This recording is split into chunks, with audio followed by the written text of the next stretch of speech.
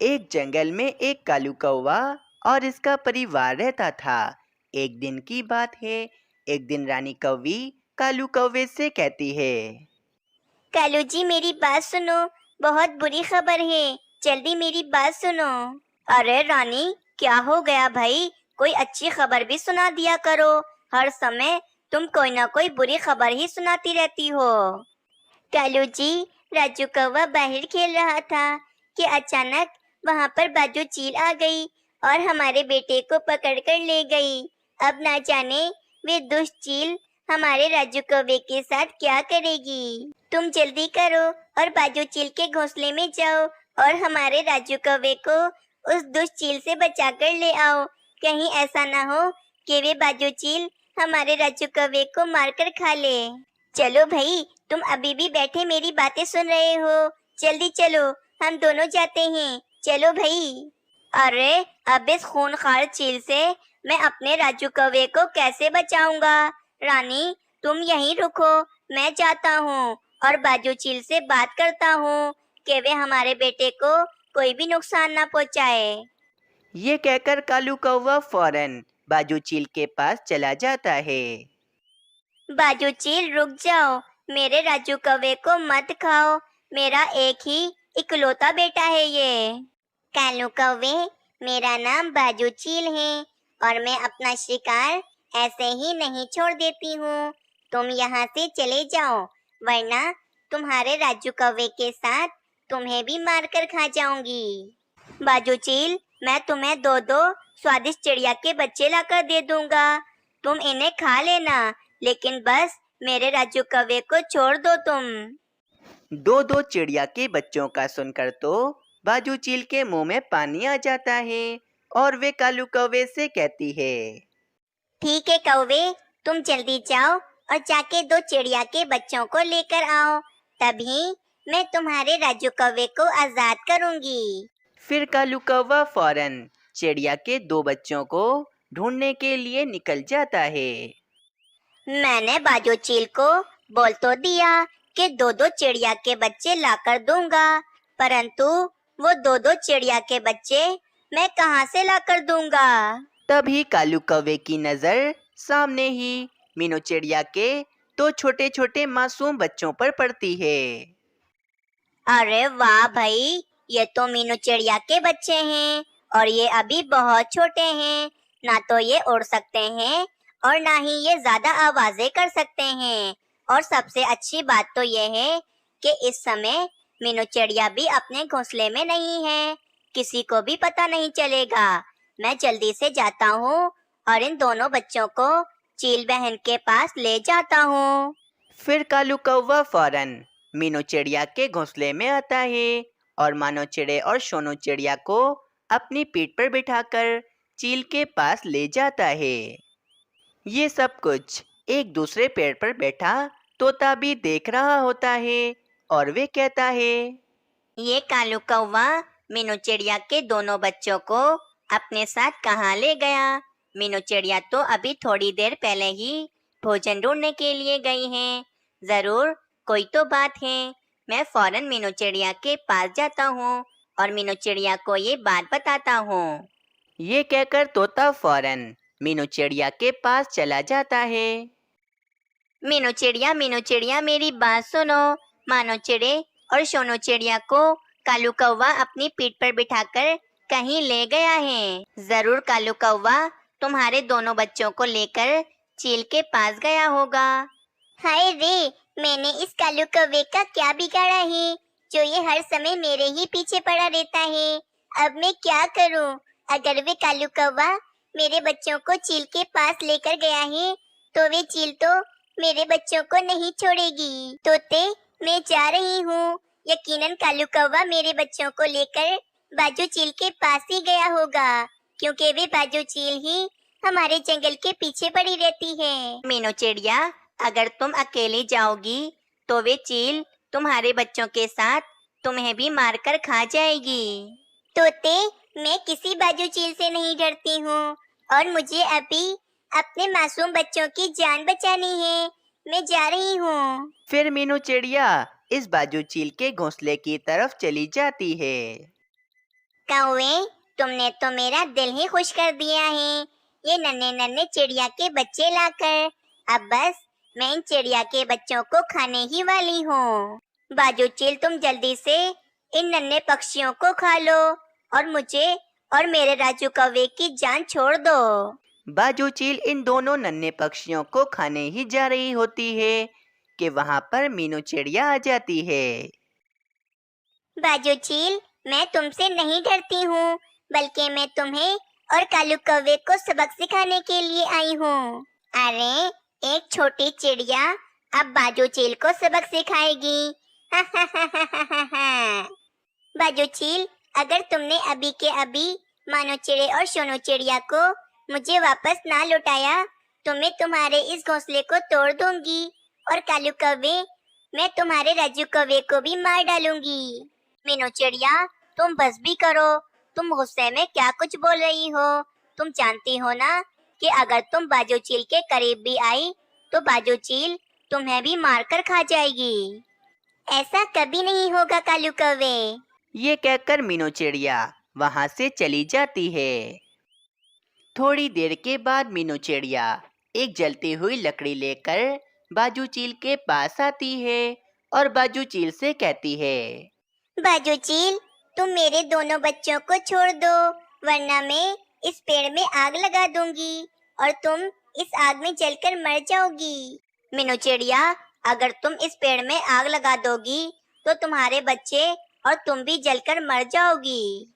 मुझे कोई फर्क नहीं पड़ता कालू कौवे, वैसे भी अगर मैंने ऐसा ना किया तो बाजू चील तो मेरे दोनों बच्चों को खा ही जाएगी ना। इससे बेहतर तो यही है कि मैं इस पेड़ में आग लगा देती हूँ और मैं भी आग में जलकर मर जाती हूँ। बाजू चील, तुम इस मीनू चिड़िया की बातों पर यकीन मत करो। ये मीनू चिड़िया झूठ कह रही है, ये कभी भी इस पेड़ में आग नहीं लगाएगी। बस कालू कौवे का इतना कहना ही था। मीनू चिड़िया फौरन उस पेड़ में आग लगा देती है। आग आहिस्ता आहिस्ता नीचे से ऊपर बढ़ती हुई आ रही थी। बाजू चील को तो आग से बहुत ज्यादा ही डर लगता था, इसीलिए बाजू चील फौरन वहां से भाग जाती है। और कालू कौवा भी आग से डरकर ऐसे भागता है कि उसे ये भी याद नहीं रहता कि उस पेड़ पर उसका बेटा राजू कौवा भी है। आग आहिस्ता आहिस्ता बढ़ती ही जा रही है। मुझे जल्दी से मानो चिड़े और सोनू चिड़िया को यहाँ से बचाकर ले जाना होगा। परंतु ये कालू कौवे का बेटा राजू कौवा कितना मासूम है। मैं इस मासूम बच्चे को यहाँ पर छोड़कर नहीं जा सकती हूँ। मुझे इन तीनों की जान बचाकर यहाँ से ले जाना होगा। परंतु मैं इन तीनों को एक साथ अपनी पीठ पर बिठाकर कैसे लेकर जाऊंगी? मीनू चिड़िया कुछ सोच रही होती है कि मीनू चिड़िया को सामने एक टोकरी पड़ी हुई दिखती है। मीनू चिड़िया फौरन उस टोकरी के पास जाती है। फिर मीनू चिड़िया उस टोकरी में तीनों बच्चों को बिठाकर वहां से ले जाती है। शुक्र है तीनों मासूम पक्षियों की जान बच गई, वरना वे बाजू चील तो मेरे दोनों बच्चों को मारकर खा ही जाती। मीनू चिड़िया, अब तुम जब भी भोजन जमा करने के लिए जाना तो मुझे बता देना। मैं तुम्हारे बच्चों का अच्छे से ख्याल रखूंगा। इनको अकेले छोड़कर तुम अब से कभी भी मत जाना। तोते, तुम्हारा बहुत बहुत शुक्रिया। चलो भाई, मैं जल्दी से राजू कौवे को लेकर कालू कौवे के पास चली जाती हूँ। रानी कौवी तो बहुत ज्यादा रो रही होगी। मीनू चिड़िया, वैसे तुम्हें मानना पड़ेगा, कालू कौवा तुम्हारे दोनों बच्चों की बलि चढ़ा रहा था, फिर भी तुमने कालू कौवे के बेटे की जान बचाई। मैं उस कालू कौवे की तरह नहीं हूँ कि मैं इस मासूम कौवे को उस जलती हुई आग में छोड़ आती। दूसरी तरफ जब कालू कौवा अपने घोंसले में आता है तो उसे याद आता है कि राजू कौवे को तो वे उस जलती हुई आग में छोड़कर आ गया है। कालू जी, तुम तो राजू कौवे को लेने के लिए गए थे ना? कहाँ है मेरा राजू, कहाँ है? फिर कालू कौवा रानी कौवी को सारी बात बताता है कि कालू कौवा राजू कौवे को उस जलती हुई आग में छोड़कर आ गया है। कालू जी, ये तुमने क्या कर दिया? तुम हमारे राजू कौवे को उस जलते हुए पेड़ पर कैसे छोड़कर आ सकते हो? रानी, मैं बहुत ज्यादा डर गया था, इसी कारण मैं राजू कौवे को वहाँ से ले जाना भी भूल गया हूँ। अब तक तो मेरा राजू कौवा उस आग में जलकर मर भी गया होगा। कालू जी, बस बहुत हो गया, आज से मैं तुम्हारे साथ नहीं रहूंगी। मैं जा रही हूँ अपने मायके। नहीं नहीं रानी, अब तो राजू कौवा भी नहीं रहा, और अगर तुम भी मुझे छोड़कर चली गई तो मैं किसके साथ रहूंगा? तुम मुझे छोड़कर नहीं जाओ। बस कालू कौवा और रानी कौवी ऐसे बातें कर रहे होते हैं कि वहाँ पर मीनू चिड़िया राजू कौवे को लेकर आ जाती है। कालू कौवे, तुम खुदगर्ज हो सकते हो, लेकिन मैं तुम्हारी तरह नहीं हूँ। मैंने अपने बच्चों के साथ तुम्हारे राजू कौवे की भी जान बचा ली है। राजू कौवे को देखकर रानी कौवी और कालू कौवा तो बहुत ज्यादा ही खुश हो जाते हैं। मीनू चिड़िया, मुझे माफ कर दो। मैं अपने बच्चे को बचाने के चक्कर में तुम्हारे दोनों बच्चों की बलि चढ़ा रहा था। बस करो कालू कौवे, तुम हर बार कोई ना कोई गलती करके बाद में मुझसे माफी मांगते हो, लेकिन इस बार मैं तुम्हें माफ नहीं करूंगी, और आज के बाद ना ही तुमसे कभी बात करूंगी। ये कहकर मीनू चिड़िया वहाँ से चली जाती है। इस कहानी से हमें ये सीख मिलती है कि हमें कभी भी स्वार्थी नहीं होना चाहिए। मीनू चिड़िया एक जंगल में रहती थी। मीनू चिड़िया को घरों में रंग करना बहुत ही ज़्यादा अच्छे से आता था। पूरे जंगल में मीनू चिड़िया जैसा रंग कोई भी पक्षी नहीं कर पाता था। इसीलिए जंगल के पक्षी मीनू चिड़िया से ही अपने घर को रंग करवाते थे। जंगल में एक कालू कौवा भी रहता था। कालू कौवा मीनू चिड़िया से बहुत ज़्यादा जलता था, क्योंकि मीनू चिड़िया इतने ज़्यादा पैसे जो कमाती थी। मीनू चिड़िया के पास एक बहुत ही बड़ा घर था, जो कि मीनू चिड़िया ने बहुत ही मेहनत करके बनाया था। एक दिन मीनू चिड़िया घर को रंग कर रही होती है, तो मीनू चिड़िया बहुत ज़्यादा थक जाती है और मीनू चिड़िया छाँव में एक पेड़ के नीचे बैठ जाती है। आज तो मैं बहुत ज्यादा थक गई हूँ ये रंग कर करके।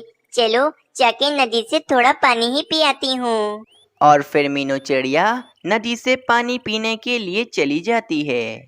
मीनू चिड़िया नदी के पास आती है और नदी से ठंडा ठंडा पानी पीती है, और फिर थोड़ी देर वे नदी के पास ही बैठ जाती है। इतने में वहाँ पर एक बुलबुल आ जाती है। वे बुलबुल मीनू चिड़िया से कहती है, मीनू चिड़िया, तुम तो यहाँ बड़े मजे से बैठकर आराम कर रही हो, मेरे घर को रंग कौन करेगा? चलो जाके मेरे घर को जल्दी से रंग करो। और फिर मीनू चिड़िया बुलबुल के घर को रंग करने के लिए चली जाती है। अगले दिन मीनू चिड़िया बुलबुल के घर को रंग करके एकदम तैयार कर देती है।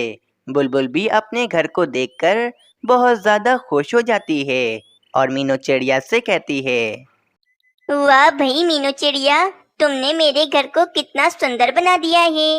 मेरा घर तो जो कोई भी पक्षी देखेगा बस देखता ही रह जाएगा। इतना सुंदर रंग किया है तुमने। बुलबुल बहन, मैंने आपका घर अच्छे से रंग कर दिया है।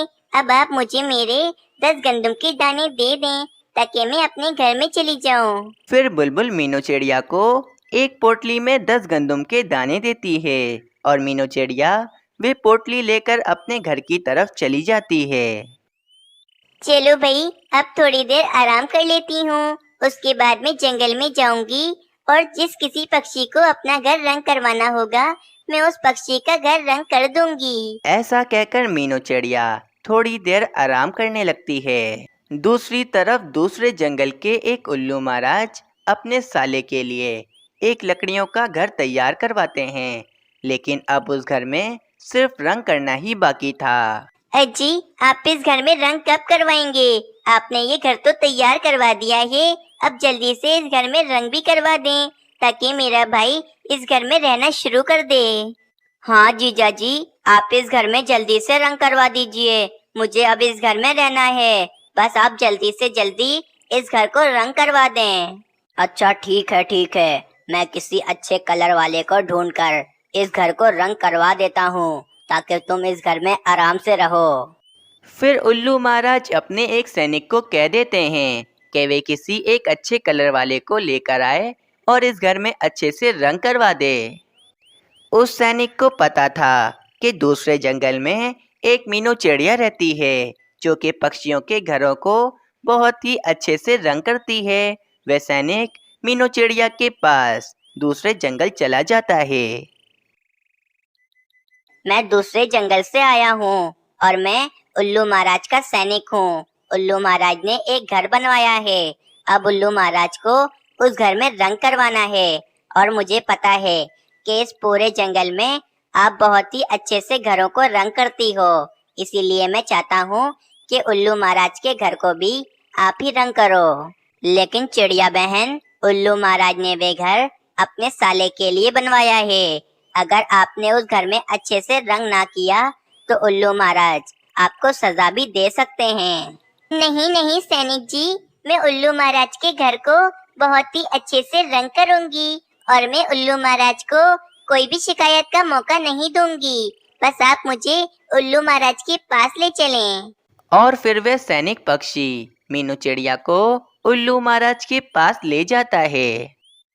उल्लू महाराज, ये मीनू चिड़िया है। इसे मैं दूसरे जंगल से लेकर आया हूँ। ये पक्षियों के घरों को बहुत ही अच्छे से रंग करती है। मैं चाहता हूँ कि आपने अपने साले के लिए जो घर बनवाया है वे घर ये मीनू चिड़िया ही रंग करे। मीनू चिड़िया, तुम्हें अच्छे से रंग तो करना आता है ना, क्योंकि ये घर मैंने अपने साले के लिए बनवाया है। अगर मेरे साले को घर पसंद ना आया तो मेरी पत्नी मुझे बहुत सुनाएगी और अगर मेरी पत्नी ने मुझे सुनाया तो मैं तुम्हें सजा दूंगा। नहीं नहीं उल्लू महाराज, ऐसा कुछ भी नहीं होगा। मैं घर को बहुत सुंदर रंग करूंगी। आपके साले को वे घर बहुत पसंद आएगा। ठीक है मीनू चिड़िया, तुम जाओ और जाकर उस घर को अच्छे से अच्छा रंग कर दो। 2 दिन का समय है तुम्हारे पास। 2 दिन के बाद मैं अपनी पत्नी और अपने साले को लेकर वे घर देखने के लिए आऊंगा और अगर मेरे साले को वे घर पसंद ना आया तो मैं तुम्हें कड़ी से कड़ी सजा दूंगा। मीनू चिड़िया को अपने पर बहुत ही पक्का यकीन था कि मीनू चिड़िया उस घर को भी बहुत ही अच्छा रंग करेगी। फिर वे मीनू चिड़िया उस घर को रंग करने के लिए चली जाती है। चलो भाई, जल्दी से घर को रंग कर देती हूँ। मेरे पास सिर्फ और सिर्फ 2 दिन का समय है। और फिर मीनू चिड़िया उस घर को रंग करना शुरू कर देती है। ये बात कालू कौवे तक भी पहुंच जाती है कि मीनू चिड़िया दूसरे जंगल के उल्लू महाराज के घर को रंग कर रही है। और कालू कौवे को ये भी पता था कि अगर मीनू चिड़िया ने उस घर को अच्छे से रंग ना किया तो उल्लू महाराज मीनू चिड़िया को कड़ी से कड़ी सजा देंगे। अगर मीनू चिड़िया ने उल्लू महाराज के घर को अच्छे से रंग ना किया तो उल्लू महाराज मीनू चिड़िया को कड़ी से कड़ी सजा देंगे और मैं तो यही चाहता हूँ कि मीनू चिड़िया को कड़ी से कड़ी सजा हो ताकि मेरा बदला पूरा हो। लेकिन मुझे कोई ना कोई तो तिगड़म करना ही पड़ेगा, क्योंकि मीनू चिड़िया तो उल्लू महाराज के घर को बहुत ही अच्छा रंग करेगी और मुझे किसी भी तरह उस घर का रंग खराब करना होगा। कालू कौवा बहुत ही ज्यादा होशियार था, इसीलिए कालू कौवे के दिमाग में एक शैतानी योजना आ जाती है। अगली सुबह हो जाती है। मीनू चिड़िया उल्लू महाराज के घर को अच्छे से रंग कर कर तैयार कर देती है और वे घर तो बहुत ही ज्यादा सुंदर दिख रहा था। मैंने तो इस घर में बहुत ही जल्दी रंग कर दिया है। उल्लू महाराज तो अपनी पत्नी और अपने साले को लेकर कल आने वाले हैं। वैसे मानना पड़ेगा, मैंने इस घर को बहुत ही सुंदर रंग किया है। उल्लू महाराज के साली जी को ये घर बहुत पसंद आएगा। फिर ये कहकर वे मीनू चिड़िया अपने घर की तरफ चली जाती है। दूसरी तरफ कालू कौवे को पता चल जाता है कि मीनू चिड़िया ने उल्लू महाराज के घर को अच्छे से रंग कर दिया है। कल सुबह उल्लू महाराज अपनी पत्नी को लेकर और अपने साले को लेकर उस घर को देखने के लिए आने वाले हैं। मुझे इससे पहले पहले उस घर का रंग खराब करना होगा। फिर कालू कौवा एक काले रंग की बाल्टी लेकर उल्लू महाराज के घर की तरफ चला जाता है और कालू कौवा उल्लू महाराज के घर पर पूरा काला रंग कर देता है, जिससे वे घर बहुत ही ज्यादा बुरा दिख रहा था। मैंने इस घर को पूरा काला कर दिया है। अब जब उल्लू महाराज अपनी पत्नी और अपने साले के साथ इस घर को देखने के लिए आएंगे तो वे बहुत ज्यादा गुस्सा होंगे और वे मीनू चिड़िया को सजा देंगे। चलो अब मैं अपने घोंसले में चला जाता हूँ। अगर मुझे यहाँ किसी ने देख लिया तो उल्लू महाराज मुझे ही सजा दे देंगे। फिर वे कालू कौवा उस घर पर काला रंग कर वापस अपने घोंसले की तरफ चला जाता है। बाप रे, मेरे गले में जो हार था वे हार कहाँ चला गया?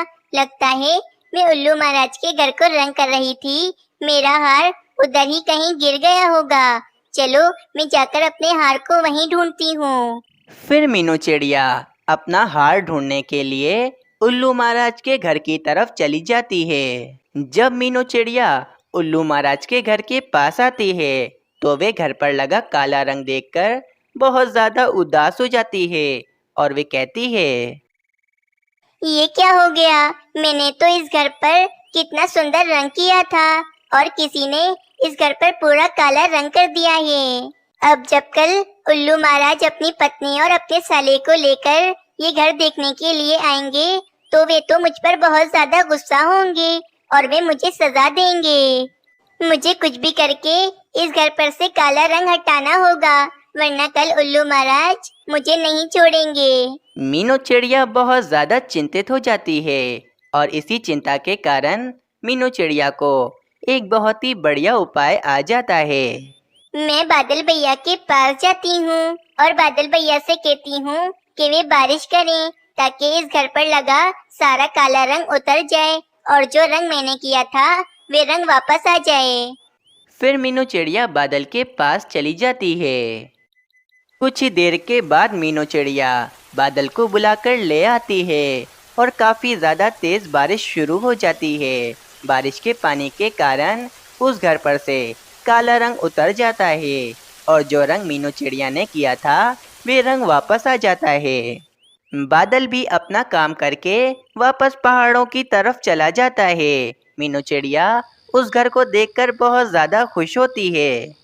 मीनू चिड़िया को पास में ही अपना हार पड़ा हुआ मिलता है। मीनू चिड़िया फौरन उस हार को पहन लेती है और मीनू चिड़िया कहती है, आज की रात मैं सामने वाले पेड़ पर बैठकर गुजारती हूँ। अगर मेरे जाने के बाद दोबारा किसी ने इस घर पर काला रंग कर दिया तो मेरे लिए तो बहुत बड़ा मसला बन जाएगा।